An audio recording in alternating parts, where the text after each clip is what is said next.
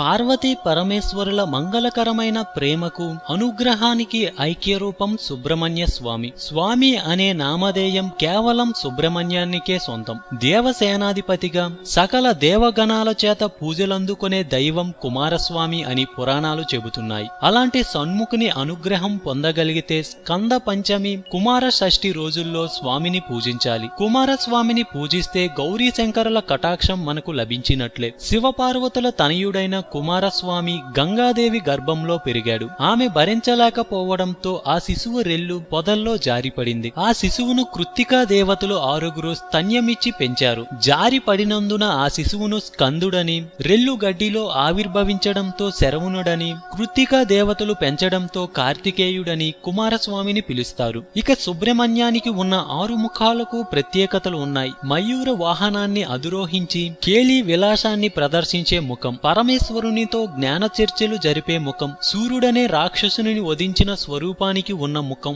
శరణు కోరిన వారికి సంరక్షించే ముఖం, శూలాయుధ పానీయే వీరుడిగా ప్రస్ఫుటమయ్యే ముఖం, లౌకిక సంపదల్ని అందించే ముఖం. ఇలా 6 ముఖాల స్వామిగా, ఆనందదాయకుడిగా, స్వామి కరుణామయుడిగా భక్తులచే నీరాజనాలు అందుకుంటున్నాడు. అందుచేత ఆషాఢ మాస శుక్లపక్ష పంచమి, షష్ఠి పుణ్య దినాల్లో భక్తులు స్వామిని విశేషంగా సేవిస్తారు. వీటిని స్కంద పంచమి, కుమార షష్ఠి పర్వదినాలుగా జరుపుకుంటారు. స్కంద పంచమి నాడు కౌమారిక వ్రతాన్ని ఆచరించడం ద్వారా అనుకున్న కార్యాలు దిగ్విజయంగా పూర్తవుతాయి. ఇంకా పంచమి నాడు ఉపవాసం ఉండి షష్ఠి నాడు కుమారస్వామిని పూజించడం ఓ సాంప్రదాయంగా వస్తుంది. నాగదోషాలకు, సంతానలేమి, జ్ఞాన వృద్ధికి, కుజదోష నివారణకు సుబ్రహ్మణ్య ఆరాధనమే తరుణోపాయం. స్కంద పంచమి, షష్ఠి రోజుల్లో శ్రీవల్లి దేవసేన సమేత సుబ్రహ్మణ్య స్వామిని భక్తి శ్రద్ధలతో ఆరాధిస్తే సకల సంపదలు, సుఖవంతమైన జీవితం చేకూరుతుందని పురోహితులు చెబుతున్నారు. హిందూ తత్వం గురించి మరెన్నో గొప్ప గొప్ప విషయాలు తెలుసుకోవాలనుకుంటే మా ఛానల్ ని సబ్స్క్రైబ్ చేయండి. మీకు ఈ వీడియో నచ్చినట్లయితే లైక్ చేయండి, షేర్ చేయండి. ఏమైనా చెప్పాలనుకుంటే కామెంట్ ని పోస్ట్ చేయండి.